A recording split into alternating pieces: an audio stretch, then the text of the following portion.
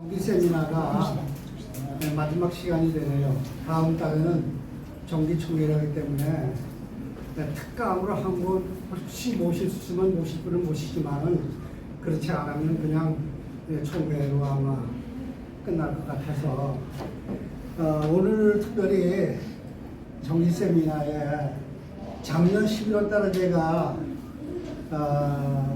미리 좀 너무 바쁘시기 때문에 1년 전에 제가 부탁을 드렸습니다. 근데 아주 귀한 우리 뭐 직함이 여러 가지라서 뭐라고 제가 소개를 해드려야 될지 모르겠네요. 어쨌든 우선 제가 관계되는 걸 말씀드린다고 하면 늘 제가 우리 연구원들에게는 말씀을 드립니다만은 각당이라고 하는 복지재단이 있습니다. 광화문에 있는데 그 복지재단의 이사장님이십니다. 그래서 그 각당 복지재단에는 여러 또 그룹이 있죠. 그 가운데 하나가 이제 삶과 죽음을 생각하는 대단원인데 제가 거기서 2011년도인가요? 몇 년도죠? 그때가 상당히 오랜 시간이.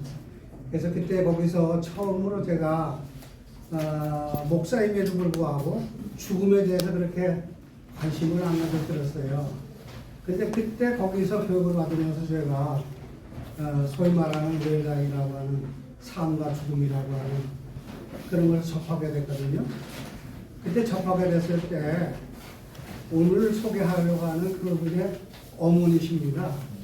김옥나 박사님이라고 그 김 박사님께서 한국에 사실 죽음이라는 문화는 어떻습니까? 아시다시피 독시에 왔잖아요. 평안이었잖아요. 근데 오늘 모시고자 하는 강사님 어머니가 이제는 죽음이라는 한번 책상 위에 올려놓고 한번 공론해보자 라고 해서 시작이 된 걸로 제가 거기서 교육을 받았거든요. 그래서 그 교육을 받고 나서 그렇구나. 성경에도 분명히 청령 죽으리라고 했는데 죽음에 대해서 우리가 목회를 평안히 했구나 하는 것을 제가 절감을 했거든요. 그래서 이제 거기서 공부한 거 가지고 이것을 시작해서 금년까지 이렇게 왔습니다. 이제 오늘도 여기서 내가 말씀을 드렸습니다만 지난번에 수여식을 하고 자격증을 이제 수여받는 분들이 아마 산 현장에서 이렇게 활동을 하시려고 봅니다. 간단하게 긴 얘기 그만하고요. 강사님을 소개해 되겠습니다. 나재건 강사님이십니다. 나재건 강사님은 김오나 박사의 사형제 중에 막내 분이시죠. 그리고 미국에 가셔서 공부도 하셨고 연세대학에 2개 경영학과라는 역사학과를 공부하셨고요. 그 다음에 동아알문이라고 인천에 있는 건데 저는 인천에 있는 건지 몰랐는데 오늘 말씀 듣다 보니까 인천에 있다고 그러더라고요. 아주 그 인터넷에 또 저기 들어가 보면요. 홈페이지 들어가 보면 굉장히 시설입니다. 동아 알미늄이라는 데가 창업을 하셔서 지금까지 그것을 육성해 오셨거든요. 그리고 한국자원봉사협회 상임 대표가 되시고 죽음교육협회 이사장님이시고 저희들이 또 죽음교육협회 저희도 지부로 되어 있지 않습니까? 여기 이사장님 하셔서 오늘 이제 강의를 해주시겠는데 다 같이 한번 해보세요. 죽으면 큰일 나나요? 큰일 나나요? 그런 주제로 이제 강의를 해주시겠습니다. 과연 죽으면 큰일 날까요? 여러분 생각 어떠세요? 큰일 나자는 거죠. 죽지 않으면 어디 못 가? 천국 못 가. 죽어야 가. 이게 큰일 한번 강사님 계셨으니까 한번 잘 들어보시자고요. 그래서 죽음이 멀지 않은 나에게 다치는 박치들의 이름을 우리가 서로 깨닫자고 하는 그런 강의 목표를 가지고 나는 누구인가? 나는 무엇을 원하는가? 나는 무엇을 남기고 떠났다?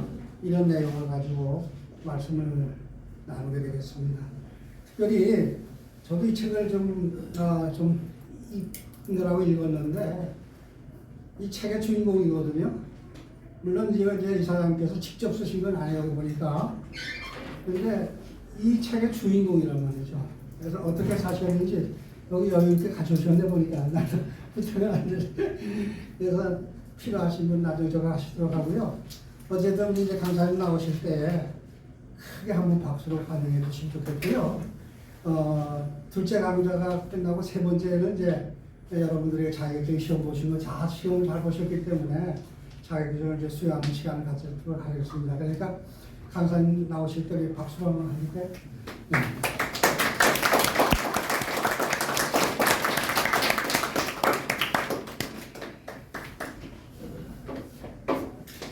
안녕하십니까. 저는 방금 소개받은 나재건 사람입니다. 참 궁금했어요. 어떤 분들이 모여 계실까. 연세는 대충 이제 그러니까 60세 이제 60세 정도면 대충 막내가 되시는 그런 그룹이신 것 같고, 분들에게 무슨 말씀을 드릴까 사실은 제가 고민을 많이 했습니다. 이게 저도 이제 70인데요. 아직도 이렇게 어머니 그늘에 묻혀서 삽니다. 그래서 나재건보다는 이제 김홍라 박사 아들로 소개를 받고, 그래서 어머니 말씀을 할까, 제 이야기를 할까, 이러고 생각을 좀 하다가 그러니까 저는 소위 우리가 이제 흔히 얘기할 때 이제 직업을 갖게 되면 영리 쪽이 있고 비영리 쪽이 있습니다. 저희 어머니는 이제 평생을 비영리 쪽에서 사신 분이고, 저는 이제 영리 쪽에서 사실은 계속 일을 해 왔습니다. 그냥 시원찮은 에피소드를 하나 말씀드리면은, 제 어머니가 10년을 졸르셨어요. 저 보고 저기 이제 복지재단을 맡으라고 그랬었는데, 저는 이게 뭐 도저히 감당할 능력이 안 돼서 계속 이제 못하겠다라고 이제 그랬더니 어느 날 제 어머니가 작전을 바꾸셔가지고 저기 제 아내를 재단에 들여놓으셨어요. 그러니까 뭐 제가 끌려 들어갈 수밖에는 없어서 그렇게 시작을 했는데, 그게 벌써 7년 정도 시간이 흘렀습니다. 그때가 이미 저희 어머니는 이제 90대 후반이셨는데, 제 아버님은 1990년에 돌아가셨고, 저희가 이제 본래는 저희 재단의 명칭이 한국자원봉사 능력개발연구회였습니다.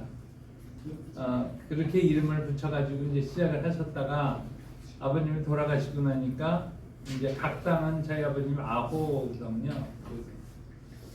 각당복지재단이라고 이제 이름을 바꿨는데, 저는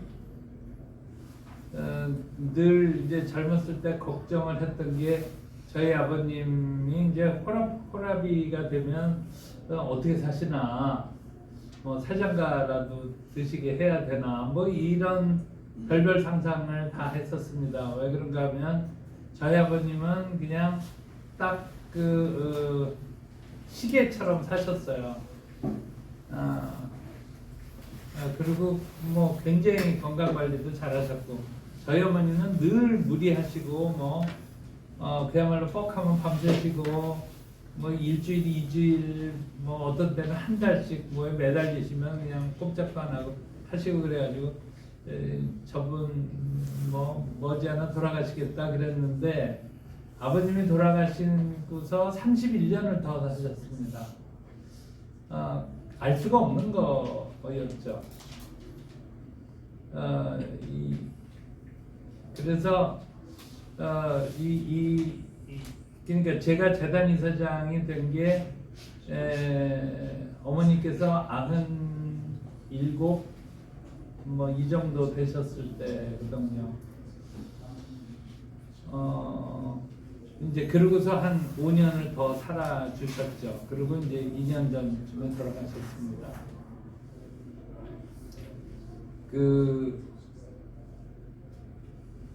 그러니까 저는 그러니까 죽음이라는 주제에 대해서 이제 비교적 많이 들어서 그런지 비교적 가깝게 생각하고 뭐가 다 이게 하나가 생겨나면 결국은 이제 소멸을 하게 되지 않습니까? 그래서 저는 사실은 굉장히 자연스러운 삶의 과정이다 이제 이렇게 생각을 하는데 지금 저희 어머니가 돌아가신 지금 2년 조금 지났습니다만은 이제 늘 모시고 살다 보니까 아직도 이제 숨결이 느껴집니다. 그래서 앞에 사실은 저희 이제 어머니 말씀을 조금만 드리고 그리고서 영리 쪽에서 살아왔던 제 말씀을 조금 드리려고 합니다.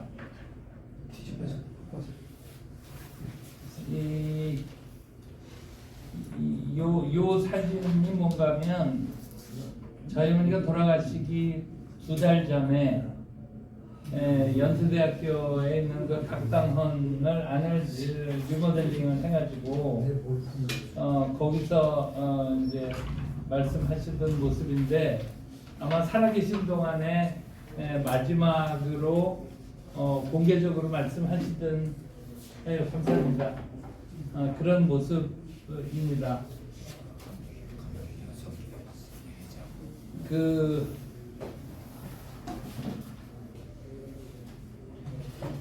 지금 죽음 교육은 1991년도에 저희 재단에서 처음으로 시작을 한 것 같아요. 그래가지고 그게 점점 이제 퍼져 나왔는데 그 죽음 교육도 그 바탕에는 늘 사실은 자원봉사가 깔려 있었습니다. 그러니까 제가 이 각당복지재단 이사장을 하다 보니까 이제 한국자원봉사협의회라는데 이제 상임 대표를 하게 됐죠. 그것도 소위 이제 그러니까 어머니로 인한 인연이어서 제가 이게 됐는데 계속 생각하던 게 뭐였었냐면 도대체 자원봉사라는 게 뭔가 그거를 이제 몇 해째 사실 붙들고 씨름하고 있습니다. 그리고 생각을 하다 보니까 저희 어머니께서 걸스카웃을 1951년에 부산 피난 시절에 시작을 하셨는데 걸스카웃을 통해서 자원봉사를 배우셨었던 것 같아요. 그렇게 말씀은 안 하셨습니다만은 그래서 이분이 이제 걸스카웃을 쭉 키워오셨고 그 자원봉사를 이제 심으려고 애를 쓰시고 그 기반 위에서 이제 죽음 준비 교육을 시작을 하셨습니다. 그래서 이렇게 여러분들을 만나 뵈면 그 각당 출신들이 좀 다르세요. 이게 그러니까 기본적으로 이제 자원봉사 정신이 밑에 깔려 있기 때문에 그냥 그야말로 일자리를 위해서라든지 그러니까 뭔가 이런 생각으로 죽음 교육을 하시는 분들하고는 좀 다르다 그런 생각을 합니다. 제가 이 사진들은 사실은 처음 보여드리는데요. 저기 왼쪽 위에 맨 끝에 있는 사진이 돌아가시기 한 사흘 전 정도의 모습입니다. 저기 호스피스에 가서 거의 계실 때인데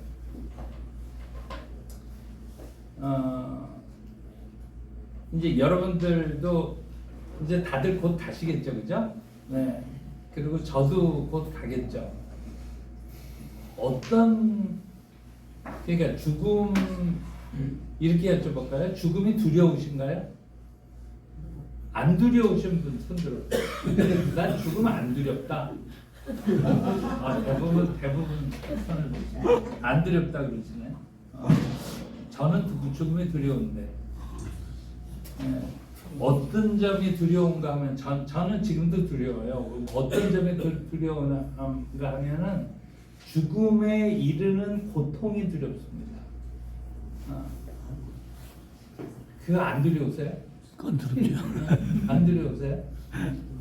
죽음이라는 사실 자체에 대한 두려움보다는 그거는 뭐 자연스러운 그 일이라고 생각하는데 왜 제가 이 말씀을 드리냐 하면 이게 저희 어머니가 이제 103세에 돌아가셨습니다. 103세에 돌아가셨는데 한 90쯤 되시니까 저분이 100세를 넘기실지도 몰라 뭐 이제 이런 생각이 들기 시작합니다. 그러고서 든 생각이 뭔가 하면 야 그럼 마누라가 몇 살까지 시어머니를 모셔야 되는 거야. 저는 그 생각을 했습니다. 정말 어떻게 꼬드겨 가지고 막내 며느리를 이제 시어머니 모시고 살게까지는 했는데 이게 정말 100세가 넘어가시면은 이제 그야말로 뭐 60대 중반 후반까지 이제 시어머니를 모시고 살아야 되잖아요. 그런데 껐다가 없으셨어요. 이제 껐다가 없으셨는데 하여간 언젠가는 계기가 있을 거 아닙니까, 그죠? 그 언젠가부터 이제는 죽음이 가까이 다가오고 있다. 이제 이렇게 되는데 저희 어머니는 결국 신장이셨어요. 그래서 이제 신장을 하나 띄어내고 하나를 가지고 사셨는데 이제 요새 현대의학으로도 신장은 기능이 떨어지기 시작하면 그거를 막지를 못한답니다. 그 속도 조절도 안 되는 거예요. 속도 조절도 안 되는 거예요. 그러니까 계속 이제 신장 기능이 100%에서 90%로 80%로 70%로 60%로 이제 쭉 떨어집니다. 그런데 사전연명의료양서를 당연히 신청하셨고 그리고 이제 사전연명의료양서 다들 아시죠? 네. 그럼 거기서 이제 소위 불필요한 연명 치료를 안 받는다 하는 것 중에 투석이 있어요. 그래서 이제 투석을 안 받으시겠다라고 이제 선언을 해놓으신 상태죠. 그런데 이게 점점 시간이 가면 이건 이제 계속 떨어집니다. 계속 떨어지는데 그래서 이제 의사들한테 이제 물어봤어요. 이게 어느 시점에 가면은 우리가 돌아가시게 됩니까?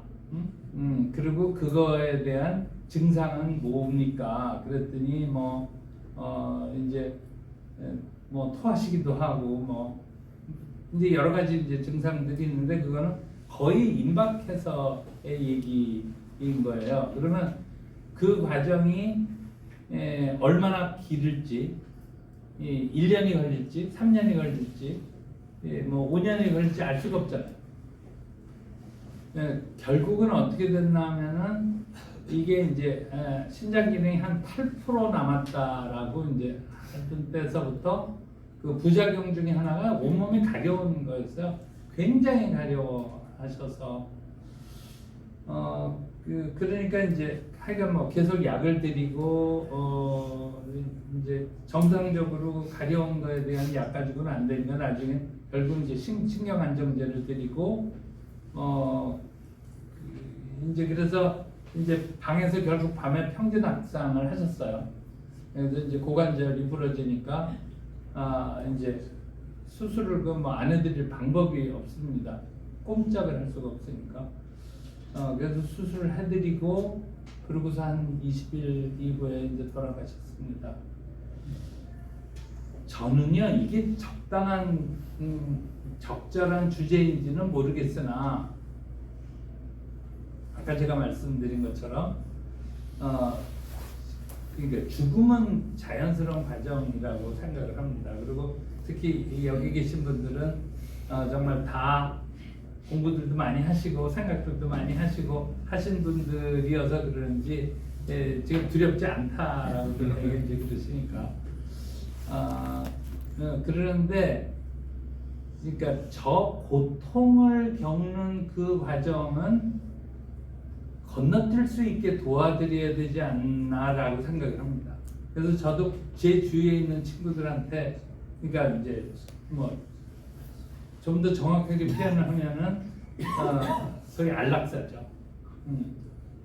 그거를 물어보는데 꽤 여러 사람들한테 물어보는데 전원 찬성입니다. 저 자신도 물론 찬성이고요. 그러니까 적어도 선택이 주어지면 좋겠다.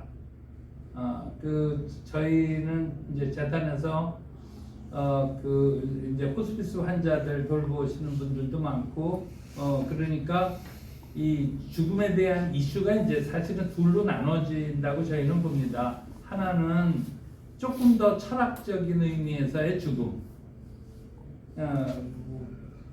그야말로 나는 누구고, 나는 무엇을 원하고, 무엇을 남기고 가고 싶고, 뭐 삶은 어떻게 살 것이고 이런 거는 굉장히 사실은 철학적인 질문들이죠. 그러는데 이제 실제로 뭐 암에 걸려서 이게 말기가 돼 가면서 거기서 오는 통증들. 그러니까 저희 어머니 같은 경우도 뭐 하여간 가려워서 감당을 못 하시는 거예요. 근데 이게 얼마나 길어질지 몰라. 그러는데 저거를 끝내드릴 수 없나? 저는 그때 그러니까 수술을 사실은 안 해드리려고 그랬어요. 안 해드리려고 그러는데 이 고관절이라는 게 이게 노인들이 되게 이제 한번 주저앉으시면은 그냥 고관절은 톡 부러지잖아요. 처음에는 금방 간 줄 알았어요. 사진 보고 그랬더니 그게 부러지는 거더라고요. 꼼짝을 못합니다. 정말 꼼짝을 뭐 아파서 뭐 어떻게 그러니까 일단 내가 수술을 해드릴 수밖에 없었어요. 그런데 그 수술하면서 그랬어요. 이제 100세가 넘는 노인이시니까 이제 그 수술 안 하려고 그러죠. 의사들이 그 병원에서 기록이었다라고 그래요. 103세 있는 분을 수술을 했다. 혹시라도 중간에 응급사항이 발생하면 그냥 가시도록 해달라고 부탁을 했어요. 이분을 지금 깨어나서 반년을 더 살고 1년을 더 살고 하는 게 목적이 아니고 그야말로 내일 돌아가시더라도 그 통증으로부터는 좀 벗어난 상태에서 돌아가시기를 원하는 거니까 그러기 위해서 하는 수술이니까. 그런데 이제 다행히 그 수술은 잘 마치셨고 그래도 이제 깨어는 나셨고 본인이 원하는 대로 이제 호스피스로 모셨고 호스피스로 모시고 나니까 그 병원에 있던 때보다 워낙이 좋더라고요. 그래서 사실 우리나라 호스피스들이 좀 많이 늘어나서 그 고통의 부분, 고통의 부분은 어떻게 피할 수 있었으면 좋겠다. 지금 안락사 허용하는 나라가 뭐 7나라인가 뭐 있다라고 그러죠. 그런데 미국은 주마다 달라가지고 그 미국의 오레곤주가 그걸 허용을 합니다. 안락사를 허용을 하는데 이제 본인이 원하면 뭐 되게 주사를 놔주는 뭐 이제 이런 걸 하는데 재밌는 실험을 했다고 그래요. 소위 이제 돌아가실 수 있는 만큼의 약을 드리고 그래서 언제든지 본인이 원하시면 그걸 드시고 돌아가실 수 있습니다. 그러는데 그럼 자살입니다, 소위. 예, 그러는데 아무도 그 약을 안 드셨대요. 그러고 다 돌아가셨다라는 거예요. 그래서 저는 그거 너무 좋다. 본인이 선택을 할 수 있는데 나는 내가 좀 아프기는 하지만 이번 주말 되면은 아이 손주 녀석이 올 텐데 그래도 나 그놈을 한 번 더 보고 가고 싶어. 혹은 뭐 이제 거의 이제 꽃이 필 것 같은데 야 그래도 벚꽃 피는 건 한 번 더 보고 가고 싶어. 그건 내가 이 참지. 그런데 그 선택이 전혀 없이 이 고통은 나는 겪을 수밖에 없고 아무도 도와주지 않고 이 고통이 얼마나 길게 이어질지도 모르고 그러는 상태에 있는 거는 고문이다. 저는 그리 생각을 합니다. 그러니까 꼭 이런 거 같은 거죠. 방에 쉬려고 들어갔어요. 쉬려고 들어갔는데 밖에서 누가 문을 잠궈버려요. 그래서 3시간 후에 열어준대. 저는 한 2시간 쉬고 싶었는데 그러면 그 순간부터 답답해지지 않을까요? 나는 나가고 싶은데 그러니까 내가 거기 3시간을 있든 10시간이 있든 언제든지 내가 원하면 나갈 수 있어 라고 하는 상태에서 쉬는 거하고 이게 문이 잠겼기 때문에 난 나갈 수가 없어 라는 상태에서 지내는 거하고는 참 다르다라고 생각합니다. 우리가 세상에 온 거는 우리 마음대로 못 하는 거고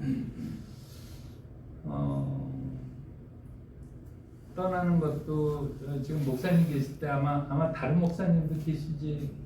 그죠? 계세요. 네.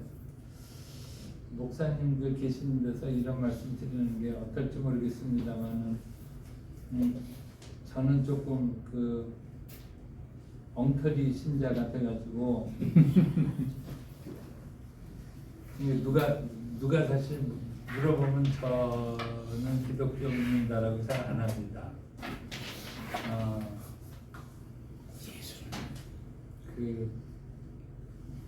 예수님은 믿습니다. 예수님은 믿습니다. 제가 대학교 때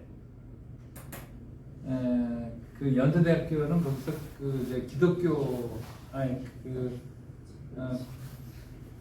기독교 과목을 들어야 됩니다. 거기 이제 민경배 목사라는 분께서 들었었던 얘기인데 그게 하도 인상에 강해서 지금까지 기억을 하는데 이런 얘기예요. 하루살이가 술 생각이 났답니다.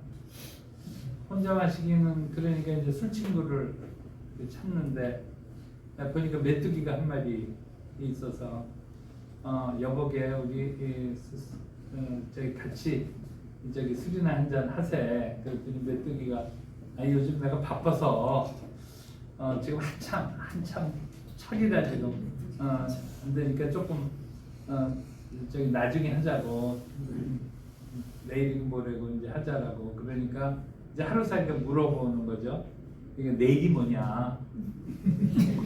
그러니까 이제 메뚜기가 열심히 설명을 해줄 거잖아요. 뭐 해가 지고 밤이 오고 그다음에 다시 뭐 아침에 뭐 그러면 내일이야. 그런데 하루살이가 이제 도저히 못 알아듣습니다.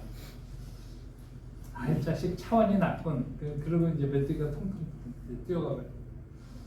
다음 날이 됐습니다. 다음 날에 이제 메뚜기가 어제 하던 얘기도 있고 그러니까 이제 하루살이를 찾는데 이미 없죠. 그래서 그러면 술을 누구하고 한잔 할까 보니까 참새가 한 마리 이제 포로로 날아가니까 참새 보고 어이 친구 우리 술이나 한잔 할까? 그러니까 이 참새가 아니 요즘은 내가 바빠서 이제 한강 겨울에 한잔 하지. 그러니까 이제 메뚜기가 겨울을 모르잖아요. 그러니까 이제 열심히 사계절을 설명을 해주고 뭐 이해할 리가 없지 않습니까? 그 메뚜기가.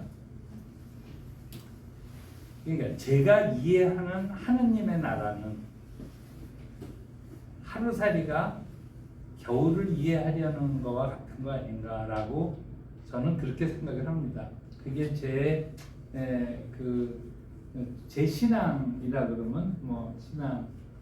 그러니까 하느님을 누군가가 자꾸 구체화하고 의인화하고, 그러니까 이 사계절을 하루살이에게 설명해 주려면 이런 방법밖에 없습니다.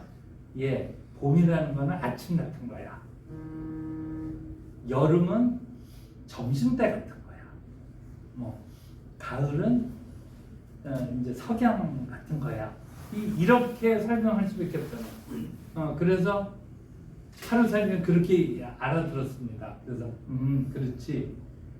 한낮에 해가 이제 뜨겁고 그런 게 이제 여름 같은 거야.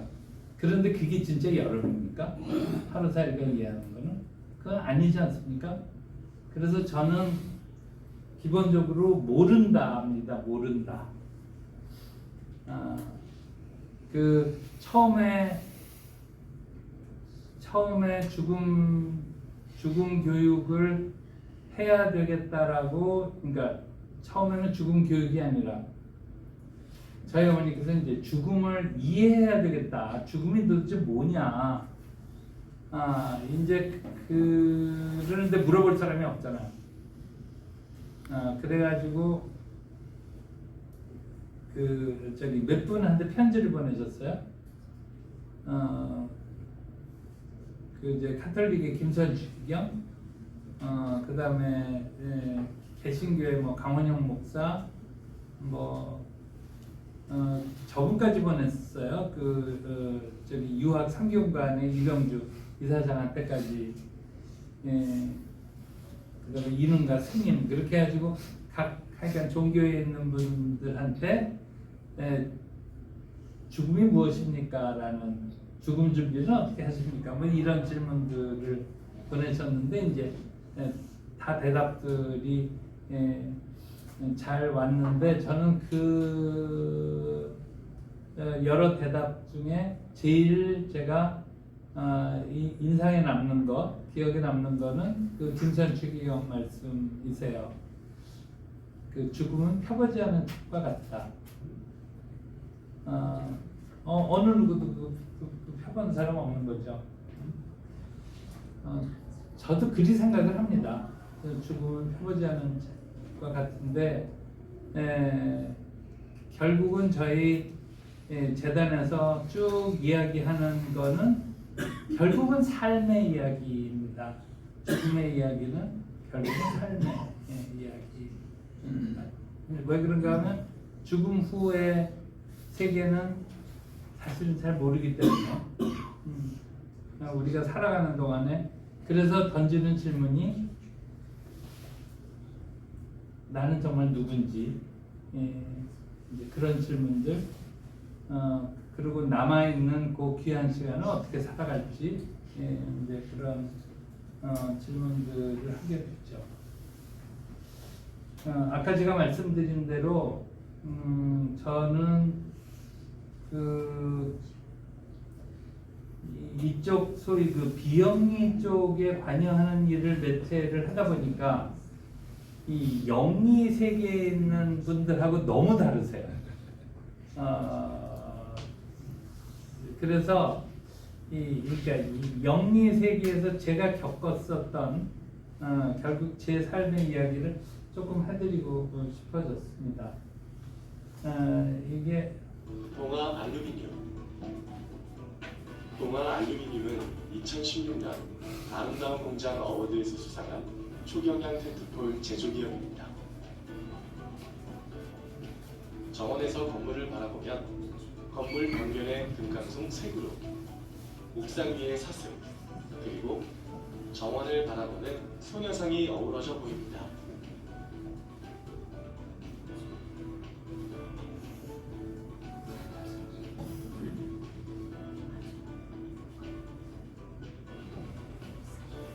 건물 각층 정원은 직원들이 업무 중간에 바로 정원으로 나가 휴식할 수 있도록 조성되어 있습니다. 건물 3층 정원의 물이 흐르는 연못과 무성한 나무들은 마치 자연 속으로 들어온 듯한 느낌을 줍니다. 회사를 어떻게 좋은 회사를 만들어 볼까 그런 생각은 처음부터 가지고 있었고 우리가 무엇을 할 수 있을까를 이제 고민을 하다가 조그만 정원을 만들기 시작하고 사과나무 몇 그루 심기 시작하고 이러면서 자라왔죠.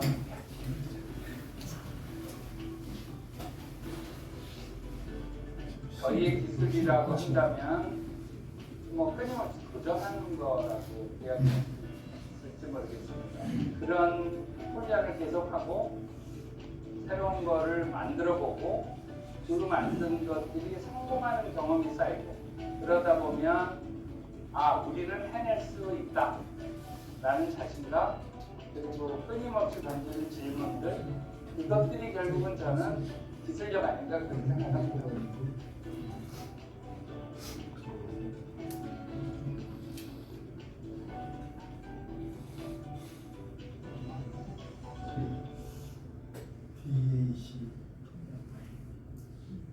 이게 인천에 있는 저희 공장입니다. 아까 그 원장님은 사실은 소개를 다 해주셨는데 저는 저기 연세대학교 처음에는 사실 사학과를 갔습니다.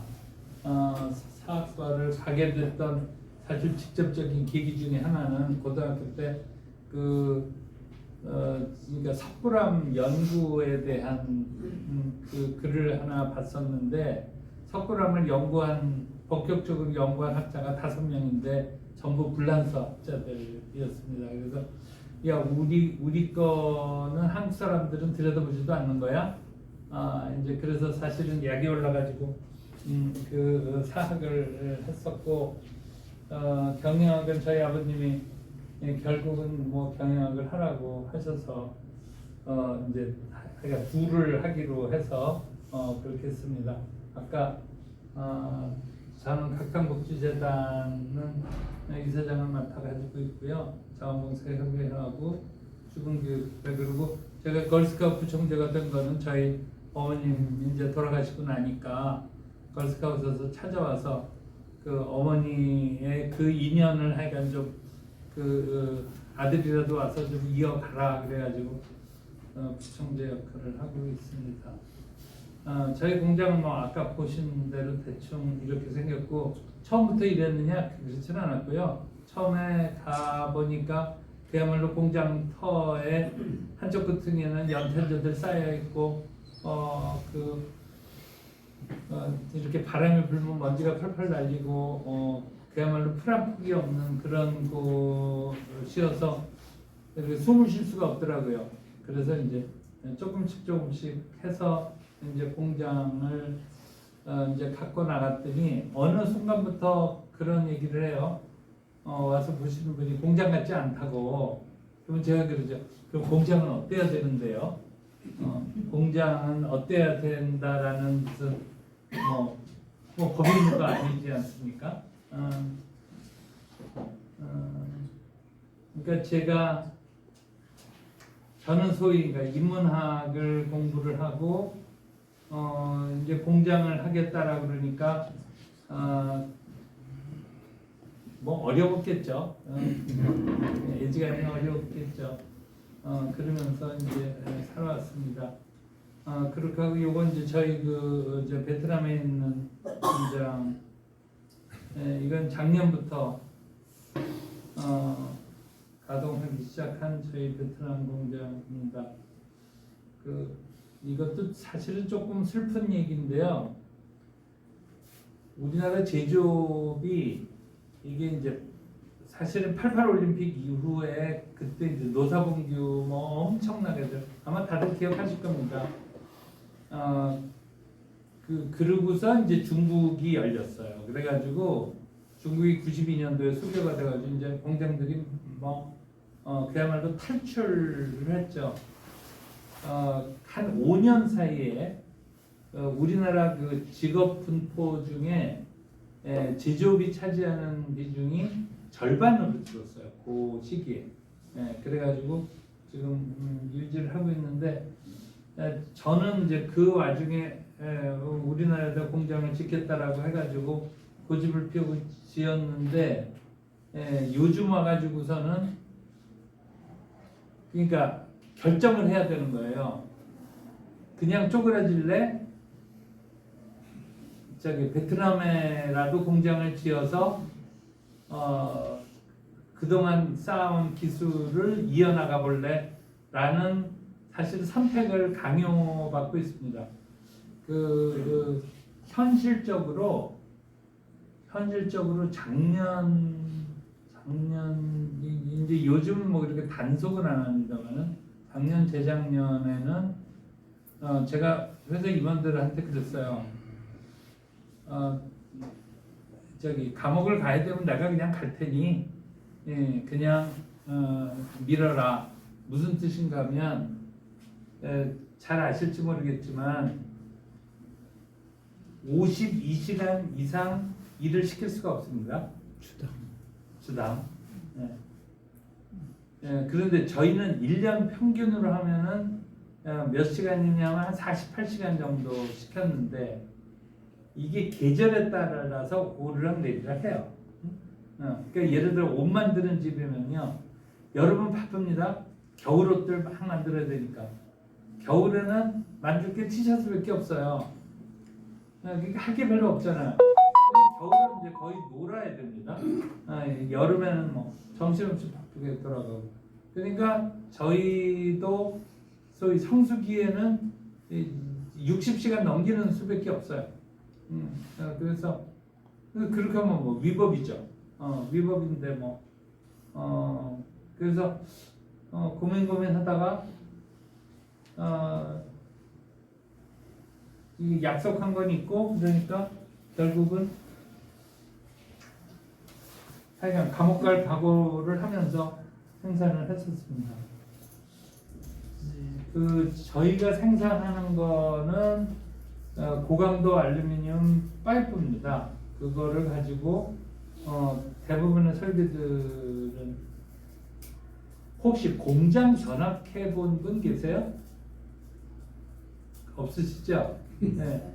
이 공장 본 분들이 별로 없습니다. 한번들 놀러 오세요. 제가 구경시켜드릴게요. 재밌습니다. 가도 됩니까? 아니 그럼요. 그래서 저희 생산하는 모습을 그냥 조금 이렇게 생산을 합니다라는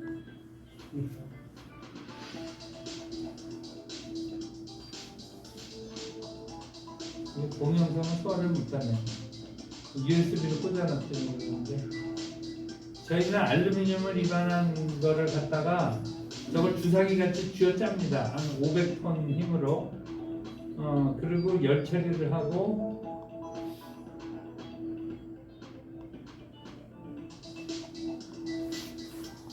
이런 기계들을 다 만들어 가지고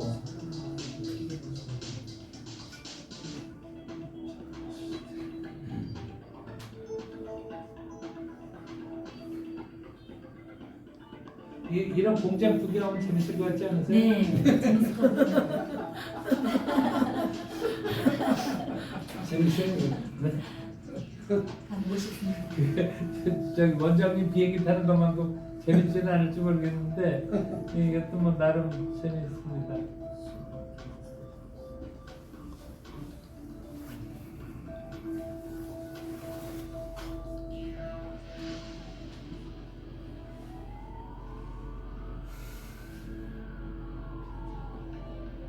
이런 것들이 다 저희가 개발한 것들입니다.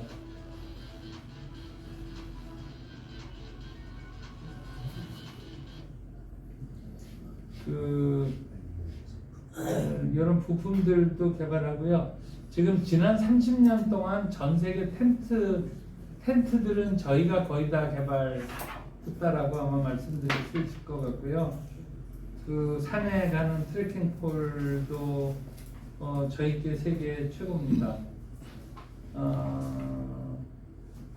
아주 가벼운 의자도 저게 800g 정도 하거든요. 그러니까 저희 어머니도 그렇게 달랑달랑 들고 저기 마당에 들고 나가셔서 해도 쬐고 그러셨습니다.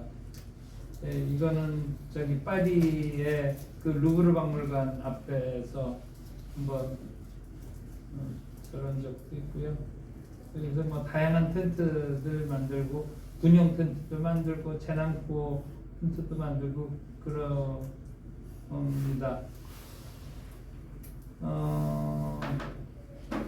저희 뭐 직원들 모습이고요. 요게 저희 각광복지재단의 모습입니다. 여기 지금 사실 한 10년 전에 찍은 사진인데 앞에 계신 분들은 한 두세 분 빼고 다 돌아가셨습니다. 제가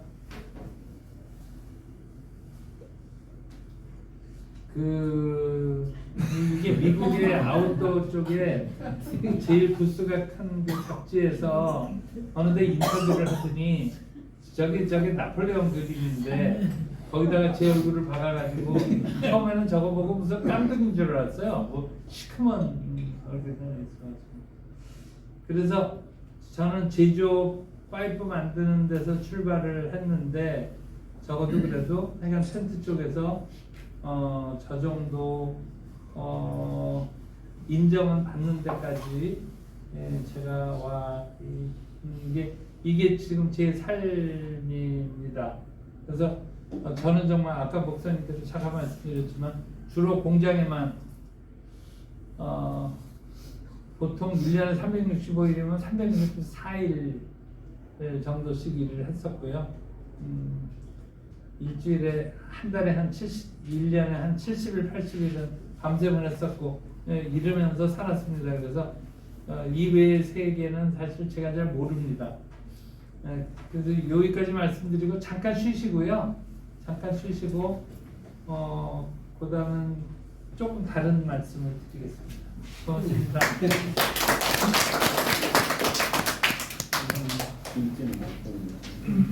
제가 크리스찬이라고 못합니다.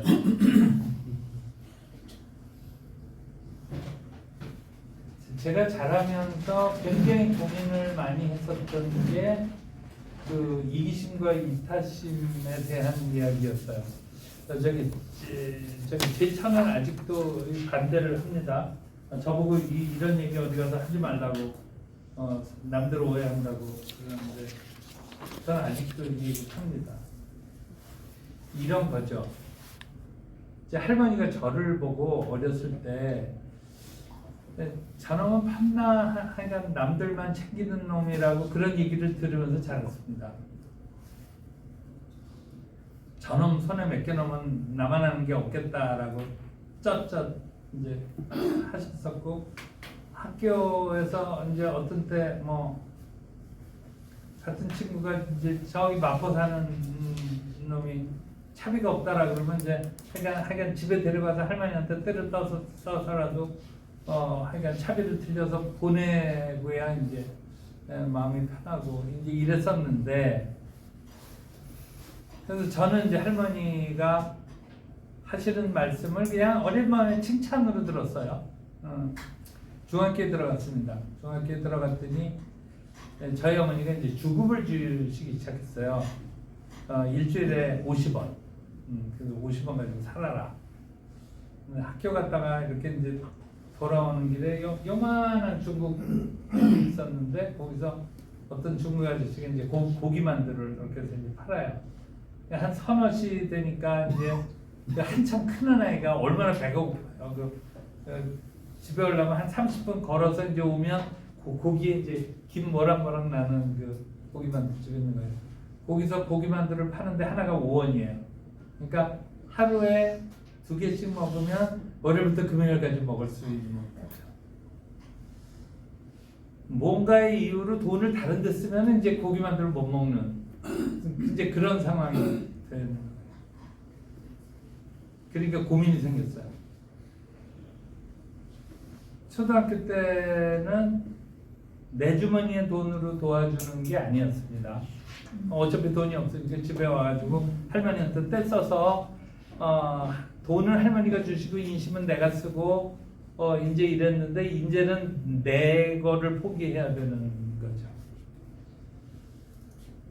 그게 굉장히 불편했어요. 그래서 이제 어느 날 생각이 됐습니다. 야, 그럼 페스탈로치처럼 살을까? 그러면 고민은 안 해도 될 거 아닌가? 그런데 금방 무슨 생각이 또 나오면 가면서 이 다음에 결혼한다 치고 아이가 태어났다 치고 근데 그놈이 아픈데 병원 갈 돈이 없어요. 그래서 아이가 죽어가는 모습을 봐야 된다. 이런 상상을 그냥 혼자 해보고서는 그냥 페스탈로치 꿈은 바로 접었습니다. 제가 중학교 3학년 때인가 그러는데 아니야, 난 페스탈로치는 아니야. 그러면 어떻게 살아야 되는 거지? 그러다가 고민하게 된 게 뭔가 하면 초등학교 때 저희 할머니가 늘 쟤는 남 챙기는 아이 뭐 어쩌고 하시던 것들이 과연 남을 위한 거였었던가라는 질문에 이제 부딪힌 거예요. 왜 굳이 집에까지 데려가서 차비를 줘서 보냈을까? 제가 마음이 불편해서 그랬어요.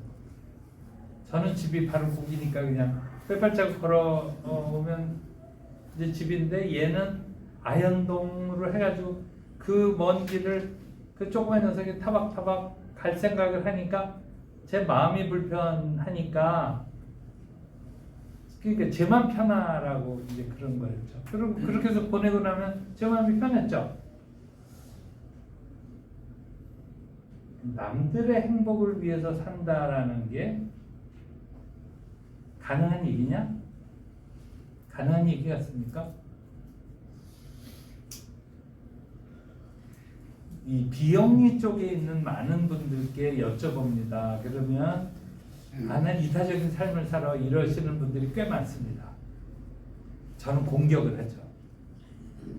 정말 이타적입니까? 저는 그리 생각하지 않거든요.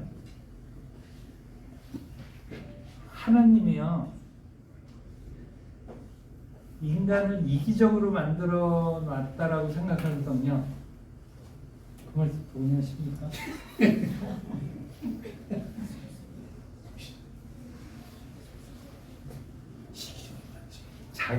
자기가 이기적이 아니면은요, 그러면 하나님의 열심히 만들어 놓으신 이 인간들 그냥 금방 멸종하고 말을걸요?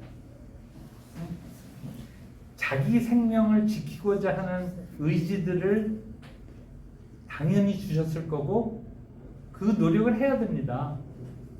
그러니까 당연히 저는 인간은 기본적으로 이기적이다 그렇게 생각을 합니다.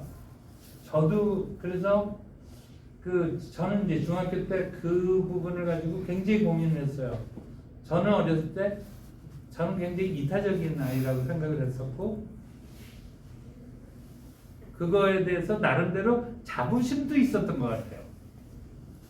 자기 스스로에 대해서 자랑스럽게 생각했던 것 같은데 그게 무너져 내렸을 때 굉장히 고민했어요. 그러다가 이제 조금씩 뻔뻔해지기 시작했습니다. 뭐 놈들도 다 그렇지 뭐. 안 그런 사람 있으면 나와보라 그래. 사람은 다 이기적인 거지. 이 사진은 제가 왜 넣어놨냐면요. 이게 제가 미국 유학 시절에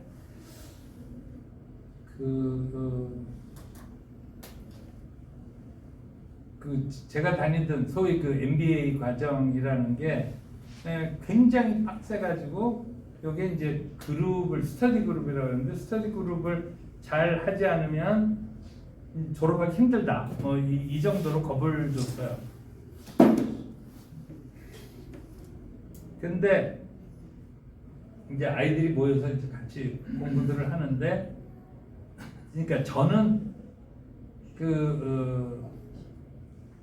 이게 길어서 그걸 짧게 하려고 그러니까 제가 지금 힘들어서 그러는데요. 어떤 미국의 하나가 신학교를 나온 아이가 있었는데 얘가 숫자를 정말 잘 못해요. 그러니까 어느 정도 못하냐면 야 3 곱하기 100이 얼마냐 그러면 그럼 계산기 꺼내야 됩니다. 그 상상이 가세요? 네. 3 곱하기 100 그러면 3 곱하기 100 오 300이네 이 정도 수준인데 신학교 다니는데 문제가 없었던 모양이에요. 그런데 MBA를 하려니까 그건 뭐 숫자들이 많잖아요. 그래서 저보고 와서 이제 도와달라고 해서 이제 시작된 게 이 클래스인데 굉장히 사실은 커졌어요. 근데 그놈의 숫자를 하도 못하니까 시험이 다가오는데 제 시험 공부를 못했어요. 얘 설명해 줄래니까 3 곱하기 100이면 300인데 야 그럼 100 곱하기 3은 얼마니? 그러면 그것도 계산이 또 드려야 됩니다. 그러니까 그런 애를 설명을 하려니까 뭐 제가 뭐 문제도 좀 풀어본다라든지 이런 건 할 상상도 못한 거예요. 그래서 이 친구만 열심히 이렇게 설명해 저렇게 설명해보고 이러다가 이제 시험을 쳤는데 시험 끝나고 교수님이 들어오시더니 야 그 저기 낮에 걸리는 놈이 어떤 놈이냐 손 들어봐라 그러는 거예요. 이분이 문제를 내는데 틀리라고 낸 문제가 있는 거예요. 그러니까 이거를 그 문제를 입체적으로 완벽하게 이해하지 않고서는 풀 수 없는 문제 그런 거를 하나 던져 놓은 건데 당연히 다 틀리는데 한 놈이 맞춘 거예요. 그게 저였었던 거예요. 이해가 되세요? 그러니까 저는 이거를 입체적으로 볼 수 있게 된 거예요. 요렇게도 설명해보고 못 알아들어. 뒤집어서도 설명해보고 요렇게도 설명해보고 저렇게도 설명해보고 그러니까 저는 제 머릿속에서 이게 입체적으로 이제 보는 거예요. 그러니까 문제가 한 번 꼬이고 두 번 꼬이고 세 번 꼬인 게 요리 돌려보고 저리 돌려보고 하니까 나온 거예요. 근데 보통 애들이 그렇게 열심히 안 들여다봅니다. 이렇게 하니까 됐지. 그럼 또 딴 거 공부하고 딴 거 공부하고. 그 친구의 어머니가 그 졸업식 날 학교에 와가지고 정말 저를 붙들고 눈물을 쏟으셨어요. 너 아니었으면 내 아들 졸업 못했을 거라고. 그래서 제가 그분 손을 잡고 그랬죠. 당신 아들 아니었으면 나 여기 없었다. 그러면 그럼 누가 받은 거냐? 누가 뭐를 받은 거냐? 제가 아까 제 삶의 얘기를 그 공장 얘기를 했는데 정말 그렇게 했거든요. 이게 여러분들이 이해하실지 모르겠는데 저희 갑질이라 그러잖아요. 갑질, 그죠? 그 여러분들은 갑이세요, 을이세요? 네? 다들 갑이시잖아요. 다들 갑이신데 갑이 될 수도 있고 을이 될 수도 있고 갑이 될 수도 있고 을이 될 수도 있잖아요. 그런데 갑으로 사시는 시간이 훨씬 더 많을걸요. 장 보러 갈 때마다 갑질 하시잖아요. 콩나물 깎고요.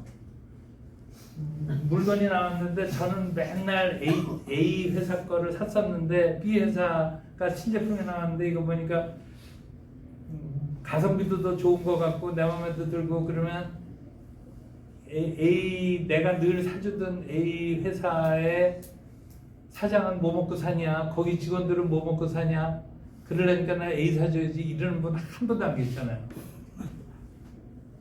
그냥 낼름 B로 옮기시죠. 그게 자기한테 조금 더 유리하면. 그게 갑질 아닌가요? 다들 갑질하고 삽니다, 우리는. 그런데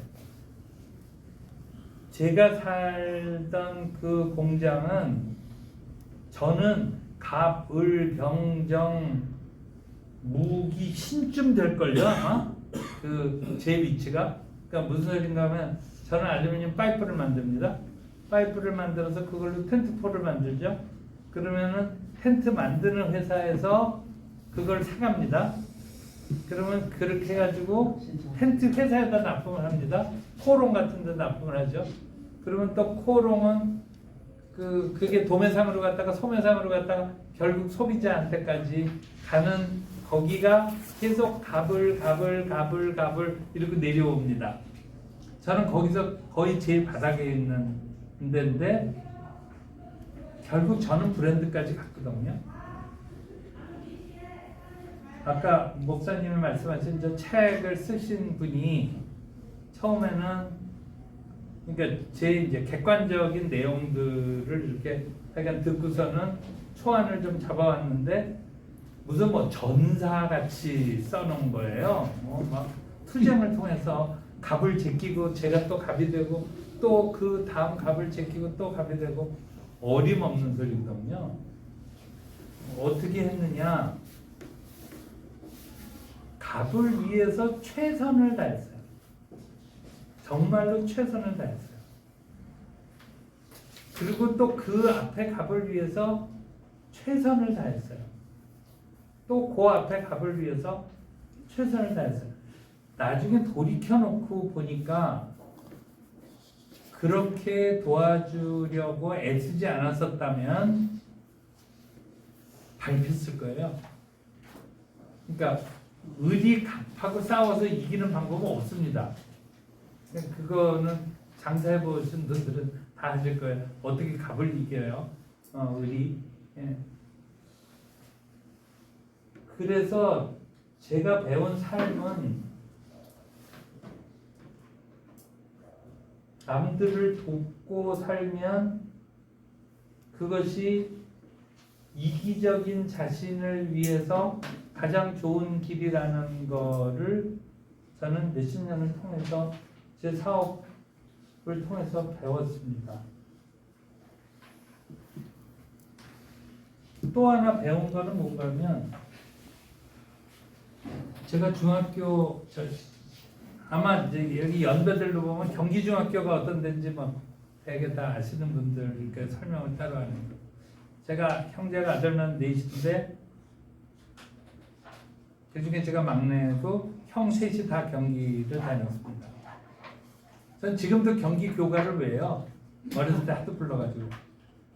첫째는 큰아들이라 이제 부모님이 쫄았죠.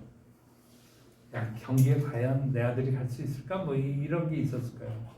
둘째는 성적이 조금 모자랐었던 것 같아요. 그래가지고 끝까지 경기냐 경복이냐 뭐 그 원서를 놓고 막 고민하시던 그 기억이 나요.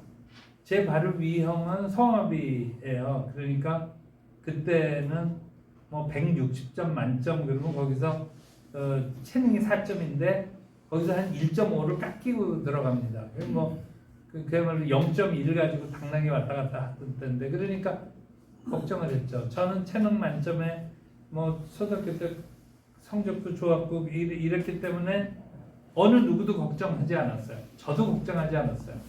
근데 보기 좋게 떨어졌죠.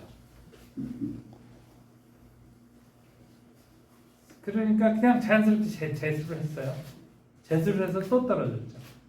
그래서 저는 이제 중앙이라는 데를 갔어요. 중앙은 그야말로 이제 경기 떨어진 그 떨거지들이 이렇게 모여 있는 그 이제 불쌍한 애들, 나 여기 경기 떨어졌어 하고 이마박에 이제 붙이고 이렇게 다니는 그 학교였는데 거기를 다니게 된 거예요. 참 심하게 알았었습니다.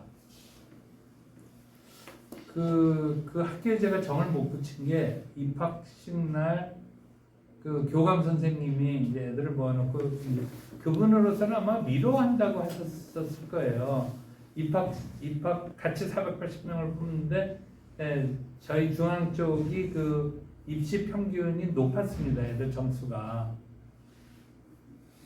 너무나 당연한 게 경기 칠 때는 애들이 쫄면서 시험을 보거든요. 근데 중앙은 훨씬 에이 까짓건 나 뭐 어차피 경기 떨어졌는데 뭐 이러고 와서 좀 느긋하게 칩니다. 그러니까 애들이 실수를 덜 해요.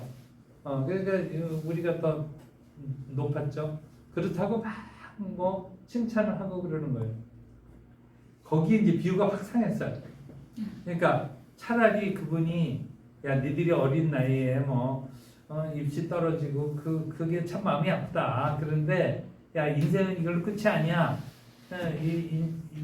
이제 앞으로 더 이렇게 잘해서 그것 너희들 충분히 많이 할 수 있어. 자 잘해보자. 이랬으면은 제가 마음이 열렸었을 것 같아요. 그런데 뭐 니들이 성적도 더 나았고 뭐 그러니까 저는 이제 속으로 피식피식 아니 경기 떨어진 놈들 모아놓고서 무슨 뭐 저런 얘기를 하나.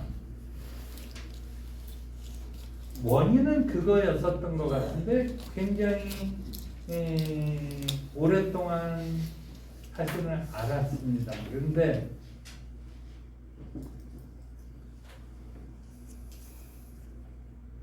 이런 거죠. 이해하실지 모르겠는데 저희 집 사는 데가 지금 각당복지재단 있는 자리인데 거기가 경희궁터 안에 있어요. 어렸을 때는 궁터인지도 몰랐죠. 나중에 보니까 거기가 궁터였어요. 그 바로 옆에 서울고등학교 있었는데 서울고등학교 애들을 보면서 참 불쌍하게 쳐다봤었어요. 그러니까 쟤네들은 이마박에다가 야 난 경기 갈 실력 없어 이렇게 써붙이고 다니는 애들이라고 해서 그냥 좀 안 됐다 그렇게 생각했어요. 그랬더니 하느님이 저보고는 너 경기 떨어진 놈이야 이렇게 써붙이고 다니게 하시더라고요. 그러니까 그때 저를 참 아프게 했었던 것 중에 하나가 제가 서울 다니는 애들을 무시할 생각도 전혀 없었고요. 그랬는데 하여간 제 마음속에 그 오만이라고 그럴까요? 그러니까 나는 너무 잘나서 그 서울 다니는 놈들 내 마음이 이랬었던 거 아닌가라는 거에서 굉장히 그 자괴감도 아니고 뭐라고 표현해야 될지 모르겠어요. 그냥 그런 것들로 굉장히 마음을 많이 썼어요. 그러다가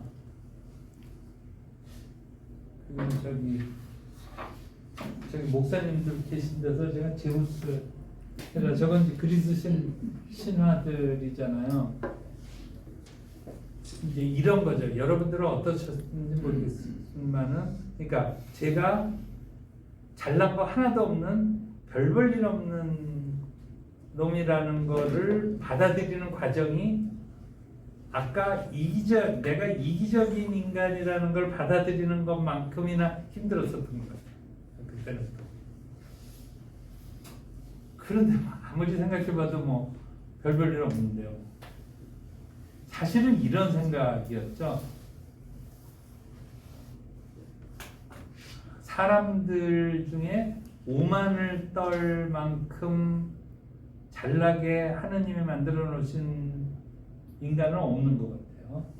그러니까 도대체 인간이라는 존재가 그렇게 거들먹거리고 살 수 있는 존재는 아닌 것 같은데 그냥 그렇더라도 그러니까 저는 그냥 별 볼일 없는 사람이다라는 거를 받아들이는 게 그렇게 속이 편하지는 않았어요. 그래서 낑낑대다가 이 생각을 한 거예요. 뭐냐?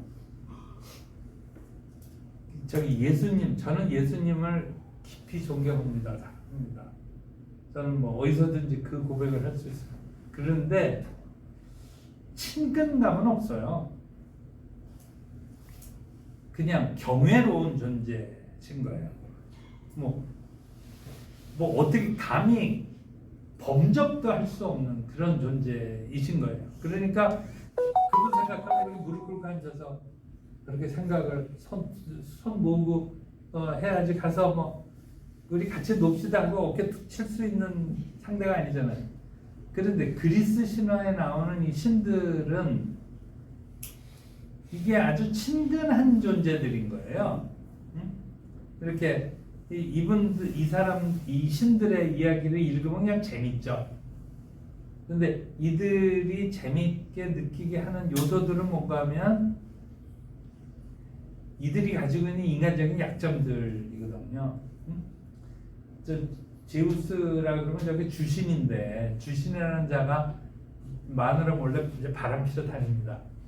그러면 또 그 헤라는 또 그거 질투해서 또 그 벌 주려고 쫓아다닙니다. 그런 거 우린 재밌다고 있거든요. 그러니까 저들이 위대해서가 아니라 그 저들이 가지고 있는 인간적인 약점들이 사실 우리로 하여금 좀 더 친근하게 느끼고 뭐 그렇게 만들어 줍니다. 그러니까 제 약점을 제가 잘못하는 거를 제 실수를 제 친구가 보고 제 부모님도 보고 형제들도 보고 뭐 어때? 뭐 그러면서 좀 웃기도 하고 이러는 거지. 그래서 제 마음이 좀 편해졌습니다. 저는 70억 명 중에 하나인 그런 사람이고 뭐 하나님이 한 사람 한 사람 다 사랑하시겠지만은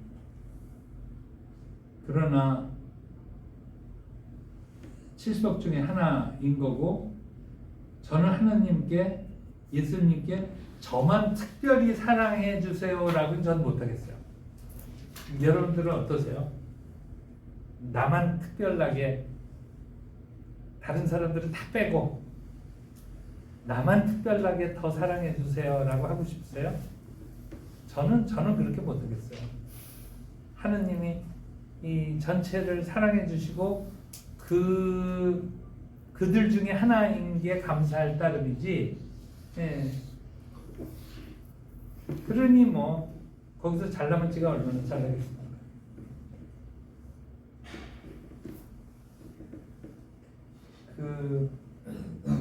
혹시 매트릭스라는 영화 안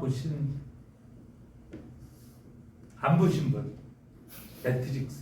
매트릭스를 안 보신 분들이 계시구나. 매트릭스라는 영화는요, 그 가상의 세계에 대한 영화입니다. 그러니까 컴퓨터 프로그램의 세계예요. 그래서 프로그램 속에서 살아요, 사람들이. 근데 자기가 프로그램인지도 몰라요. 이제 이러고 막 사는 그 사람 굉장히 헷갈리게 하는 영화인데 거기에 프로그램에 그 사람처럼 만들어 놓은 그 미스터 앤더슨이라는 게 있어요. 까만 안경 쓰고 폼 잡고 나오는데 이 자가 인간은 바이러스라고 그러는 거예요. 저는 그 얘기를 듣는 순간 너무 공감했어요. 인간은 바이러스. 인간은 지구의 바이러스다. 여러분들 공감 가세요?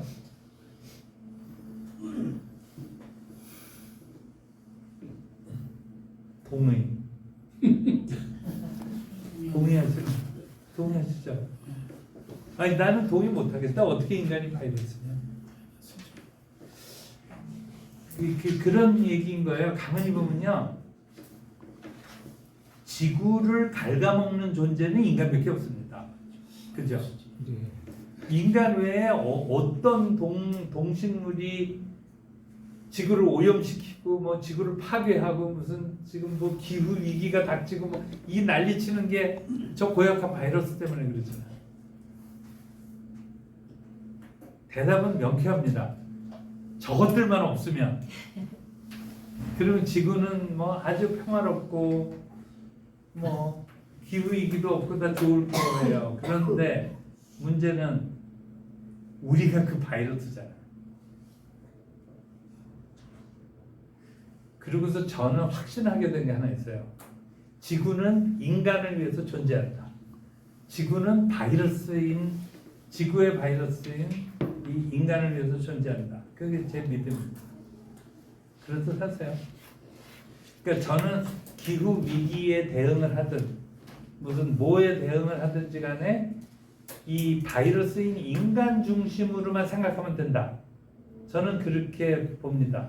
그러니까 인간에게 좋은 거면 하면 되고요. 인간에게 안 좋으면 안 하면 됩니다. 저는 그 기준이 명확해요. 그러니까 예를 들어서 저 천정산인가 어디에 뭐 그거 뭐죠? 미끄러지도 아니고 네? 도롱뇽. 네, 도롱뇽 뭐 어쩐다고 스님. 우리들의 세금을 수천억씩 낭비를 한다. 전부 잘못된 거라고 보는 거죠. 잘못된 거라고. 그런데 그럼 저는 공장에다 왜 나무를 심었느냐? 이 인간은 하느님이 만들어 놓으시기 그런 것 같아요. 초록색 자연이 눈에 들어오면 이게 정서적으로 편안해집니다. 꽃을 보면 편안해집니다. 그러니까 꽃 심는 거예요. 그래서 공장에서 맨날 기계하고 씨름만 하는 직원들, 그래도 이렇게 왔다 갔다 하면서 꽃도 보고 나무도 보고 이제는 막 단풍들 들어가는 것도 보고 가족들 데리고 와서 사진도 찍고, 인간을 위한 거죠. 자연을 위한 거 아니거든요. 인간을 위한 거. 우리가 자연을 왜 지켜야 되느냐? 인간에게 자연이 너무 소중하니까 잘 지켜야죠. 후손들도 그 혜택을 볼 수 있게 해야 된다. 저는 그래서 인간 중심으로 생각을 합니다. 그럼 하느님과의 관계는 어떻게 되느냐? 제 고민의 끝은 뭔가 하면은 아까 얘기했던 그 하루살이와 참새 얘기로 저는 사실은 계속 돌아갑니다. 그러니까 뭐가 맥히면, 그 성경에 보면 모순되는 것들이 굉장히 많잖아요. 그죠, 목사님? 네? 모순되는 것만, 그 모순되는 거에 해답을 찾으려고 막 애쓰는 분들이 있습니다. 그런데 저는 그러지 마시라고 그래요. 하루살이가 겨울을 어떻게 알아요? 저희는 하루살인데. 그래서 그냥 이건 모르는 거, 그렇게 하고 저는 넘깁니다. 그래서 그런데 제가 믿는 건 뭔가 하면 하느님이 이 세상을 창조하셨을 때 인간들로 하여금 이 지구는 하여간 니들이 운영하고 잘 살아라라고 주신 것 같고, 그러니까 저희는 당당하게 야 우리가 지구 주인이야, 그러니까 우리한테 좋은 대로 살 거야 라고 해도 혼이 나지는 않을 것 같습니다. 제가 아까 말씀드린 거를 조금 정리를 하면, 첫 번째는 그러니까 제가 이기적이라는 걸 아주 고통스럽게 받아들였습니다. 두 번째는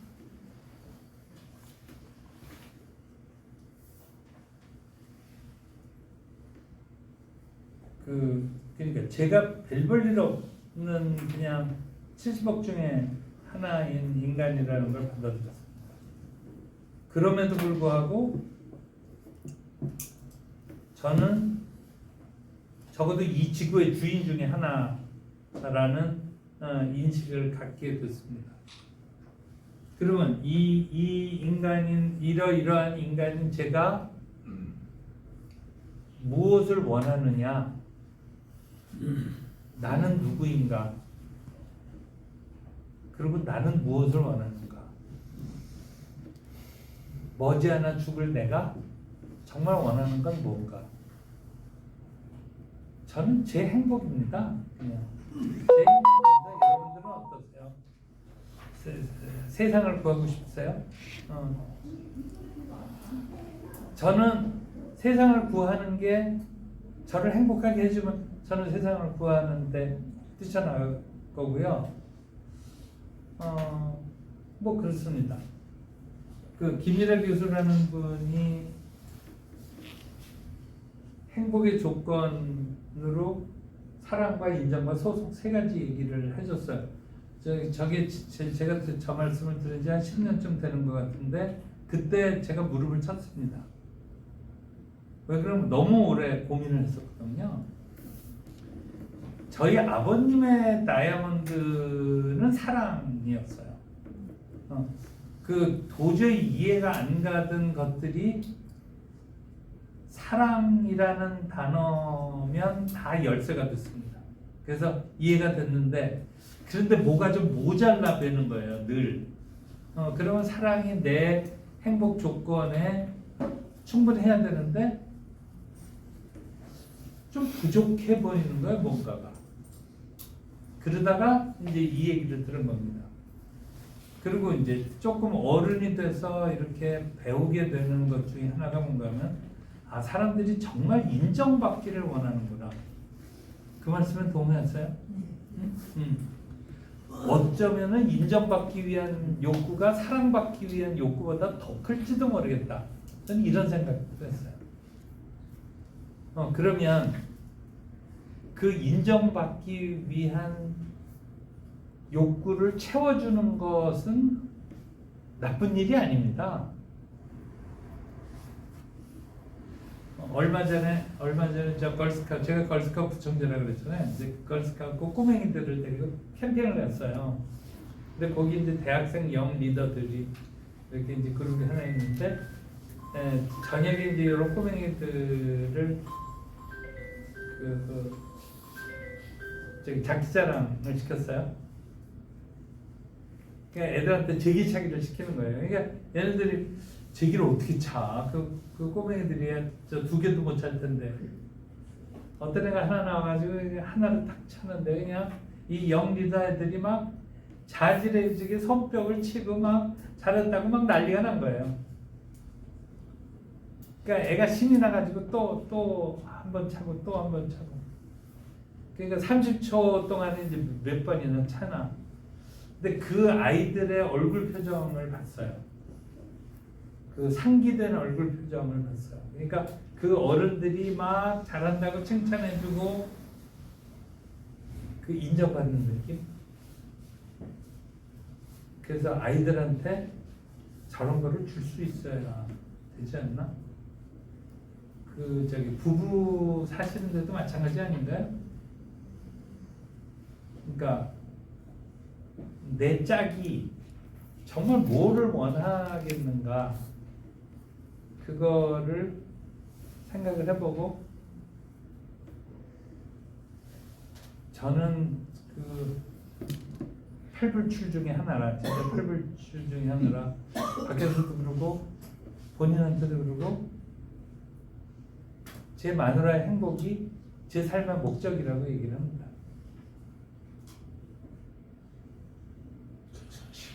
네? 사실이죠. 사실이죠? 그죠? 사실이죠. 네? 아까한테 물어보는 사실이냐? 네. 사실이죠. 네. 대단합니다. 네? 대단하시다고. 목적이 아니, 그게요. 그 본받을 일인데 아니, 실생활은 그렇게 안 아니, 되지. 본받을 일이 아니고요. 네. 본받을 일이 아니고요. 가장 이기적인 라제건이요. 별 볼 일 없는 라제건이 행복하게 살 수 있는 가장 중요한 일이 제 아내로부터 사랑받고 제 아내로부터 인정받고 그렇게 사는 것이 그게 저한테 제일 중요하거든요. 그렇지 않나요? 그래. 네. 나라는 존재 바깥에서 그걸 찾으니까 하나님의 뜻을 찾게 된다. 인정받고 가장 가까운 사람이 돼서 인정을 받는 거, 가장 가까운 네. 사람이 돼서 사랑을 받는 거. 네. 네. 진짜 그 최고. 네. 일반 우리가 이 한문에도 네. 수신제가 치국 평천하라, 수신 먼저 내고 수신 그런 연애 제가 가정 그런 연애 뭐 나가서 바깥 사회 활동하는 게 아니지 이 기초가 안 되는데 바깥 사회 활동하는 분들이 있잖아요 지금 보면. 좀 보이죠? 뭐돈 벌 정도가 아니라 네. 나라의 지도자가 된다는 사람도 보더라도 그래서 지금 우리 강선 교수님 우리 회장님 말씀하는 거가 정말 아주 제일 가까이 있는 사람인데 사랑을 주고 사랑을 받을 수 있는 것 아마 이게 제일 참 우리가 기감이 되고 많은 우리가 감동적이에요. 정말 강해주는 것들 중에도 오늘 우리가 아유, 감사합니다. 예, 아니 매일다이 교육 받으면서도 아주 정말 제일 가까운 사람인데 사람 받지 못하면은 어디 가서 바깥에 나가서 뭘 그렇지 않습니까? 자녀들인데 그러니까 정말 너무 감동적이고 귀한 말씀입니다. 그러니까 그 사실은 이게 아까 제가 황금 골드바 골드바하고 연결되는 얘기잖아요, 그죠? 그죠? 네. 그러니까 내 삶의 그러니까 저의 삶의 목적 중에 그러니까 제가 예를 들어 돈을 좀 더 벌으면 뭐 어쩔 거고, 무슨 뭐 밖에서 남들이 박수 쳐주면 어쩔 거고, 저는 매일 같이 사는 제 처가 저를 인정해주고 저를 사랑해주고, 그게 저한테는 제일 중요하거든요. 나머지가 중요하지 않다는 얘기는 아닌데, 그래서 어찌 보면 제 행복을 위해서 사랑하시고 인정하시고 하시면 좋을 것 같습니다라는 말씀입니다. 네. 맞습니다. 그러니까 우리가 소위 근사한 얘기들은 많잖아요. 세상에 유튜브를 봐도 많고. 그런데 그게 이렇게 가슴에 와닿나요? 저는 가슴에 안 와닿는 게 너무 많은 거예요. 그러니까 그야말로 황금을 보기를 돌같이 하라. 거기서 얘기가 끝나. 그래, 넌 그렇게 해라. 나는 그거 안 되거든. 그러니까 저는 제 마음에 그래, 정말 그 말이 맞다. 그래서 제가 아까 시작할 때 삶의 고백이라는 말씀을 드린 겁니다. 그러니까 제 꿈은 선한 영향력을 확대하는 것. 저희 어머니가 늘 하시던 말씀이 세상을 아름답게,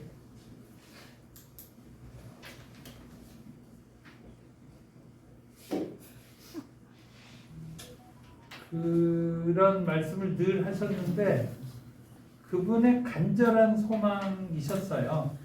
이게 그분의 간절한 소망이셨어요. 그게 옮아오는 것 같아요. 그래서 저도 우리 목사님 하시는 일도 이분이 왜 이거 하시겠어요? 저는 의심도 안 해요. 이분이 뭐 이거에서 돈 버시겠어요? 뭐 이거 한다고 무슨 나라에서 훈장을 드리겠어요? 80대 중반에 지금 이러고 계시잖아요.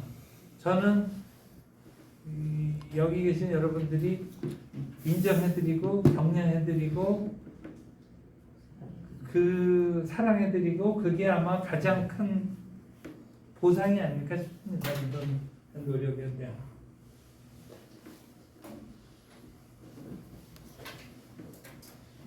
그냥 생각해 보시라는 거.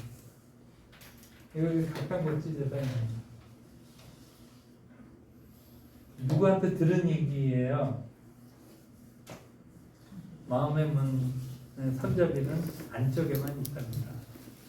그 안쪽에 있는 손잡이를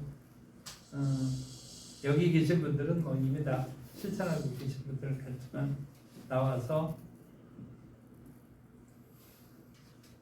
스스로들 행복하시고 남아있는 시간들을 행복하게 보내시고, 그래서 인종을 맞이하게 될 때 나 참 잘 살았어, 나 참 잘 살았어 이만하면 나 그래도 하나님한테 칭찬받을 것 같아, 이렇게 생각하시면서 이 생을 마감할 수 있다라 그러면 그게 가장 아름다운 웰다잉이 아닐까 싶습니다. 감사합니다.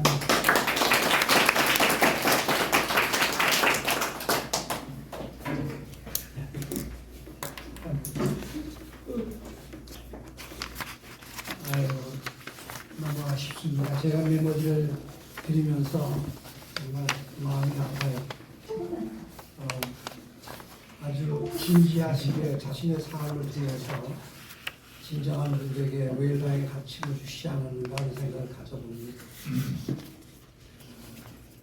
못내 정말 아쉽습니다.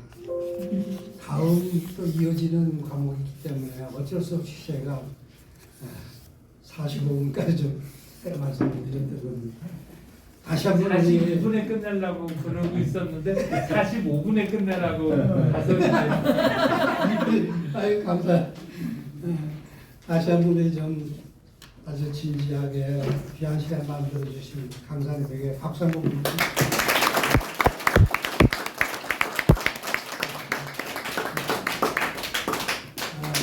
잠깐 이제 한 50분까지 화장실 다녀오시고 이렇게 해서